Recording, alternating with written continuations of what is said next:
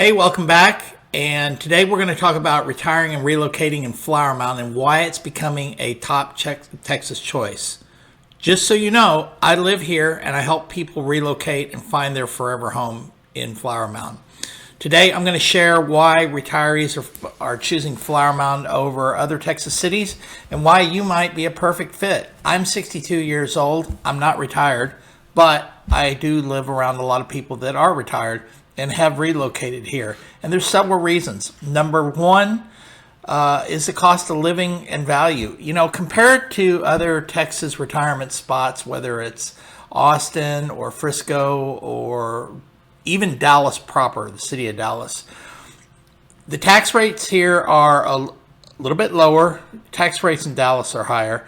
I just got news today that one of the areas, and I'll think of it, just is raising their Plano is just raising their tax rate, and they haven't done it, property tax rate, and they haven't done it in 16 years. So that's kind of big news. The other thing is, you know, HOA considerations. Living in an HOA or not living in an HOA. I'm telling you, live in an HOA. They're not super expensive in Flower Mound, and they're usually done annually. And I can tell you the difference between a neighborhood that does have an HOA and takes care of their properties and their yards and not having garbage and campers parked in the driveway and boats parked in the driveway as compared to neighborhoods where they're not. I mean, you're spending a lot of money to move here, and the town as a whole, Flower Mound, takes care of the streets, the sanitation, everything is very, to me, pristine. So live in a neighborhood like that. Even if there is no HOA, the neighborhoods are not bad. I'm not saying they're bad. I'm just saying that they're different.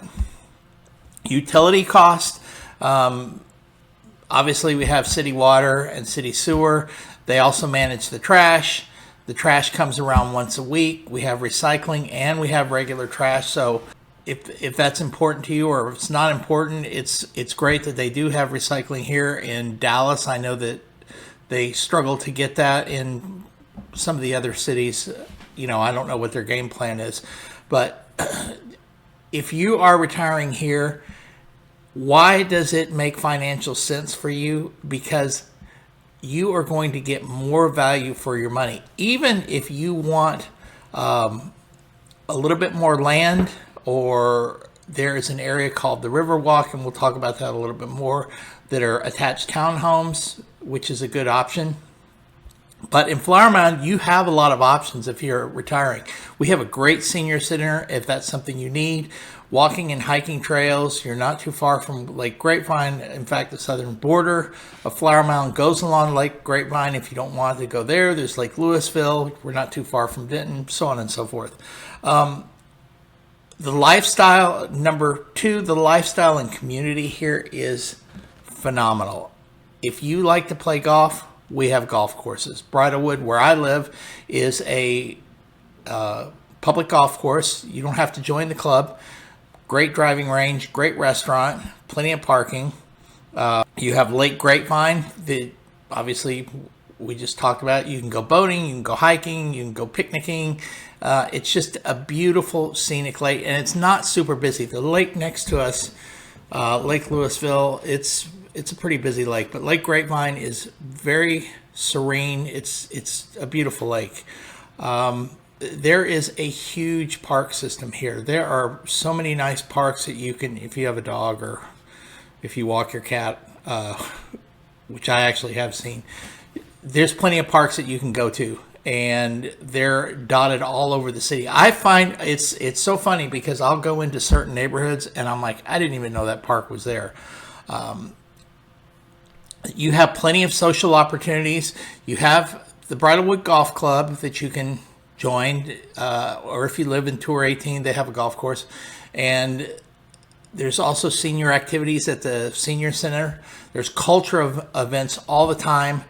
Every weekend, there's a farmer's market down along Riverwalk. In fact, today, I just read that we got in our utility bill that Flower Mound's going to have their first inaugural fall festival coming up in the first part of October. It's still kind of forming, but they're going to have food trucks and games for the kids and tents and all sorts of vendors and stuff. I don't really have more information on that because they don't have it yet either. But as far as, it's a peaceful suburban life with access to Dallas nightlife. There's plenty of restaurants here. There's well over 200 restaurants, and there's plenty of shopping. There's plenty of medical care. If you want to go to Dallas, if you want to go to Fort Worth, it's 45-minute drive either way. You're right on the border of Highland Village, where there's a lot of shopping and restaurant activity. We have plenty of stuff in Flower Mound. You can go east to Louisville. You can go west to Argyle. There's so many things that surround Flower Mound that I almost think it's impossible to get bored. The third thing is, which is real important because I had to have this consideration when we moved out here, was healthcare access. The biggest hospital on 2499 is the Texas Health Presbyterian Hospital, but you can go a short drive over to Trophy Club. There's Baylor Scott and White. There is plenty of 55 plus communities that you can move into if you decide to do that. But I know that as a retiree, which at some point I will be, healthcare is going to be important. And the one thing I like about, just kind of as a sidebar, the one thing that I like about getting anywhere in Flower Mound is the streets are wide. All the streets are concrete. They're not asphalt for the most part. The major streets are. And they're easy to get in and out of these doctor's offices. The parking lots are good size. There's plenty of handicap access. It's great. It's just great. The fourth thing that I would like to cover is location and travel. We are on the north side of DFW Airport. If you got family that's visiting here, I'm telling you, it is such easy access to get in and out of that north side from Flower Mound. I know this from personal experience. I do a lot of traveling myself. We do a lot of traveling, and it's easy. It's easy to get it in and out of DFW. And from this point in Flower Mound, you're on the north side, basically, of Dallas and Fort Worth. So if you've got family in either area, it's easy for them to take the different highways, 114, 121. Even if you're coming down from Denton, it's not that far of a drive. There's a bunch of little back ways that are wide streets. They're 3 or 4 lane streets to get here. So there's plenty of ways to get in and out of Flower Mound. We're not like this boondock remote city. We are really close to everything else. I just think that a lot of times people overlook it. And there's so much value for the money here. It's just wonderful. Which brings me to number, what are we on? 1, 2, 3, 4, 5 housing options. So when I moved out here, we specifically looked for, my wife and I looked specifically for a single story home. That was number one parameter. And I won't go through the other parameters, but there are plenty. There's also, plenty of 2-story homes if you've got grandkids or family that are coming here. And we can go into the specifics if you give me a call.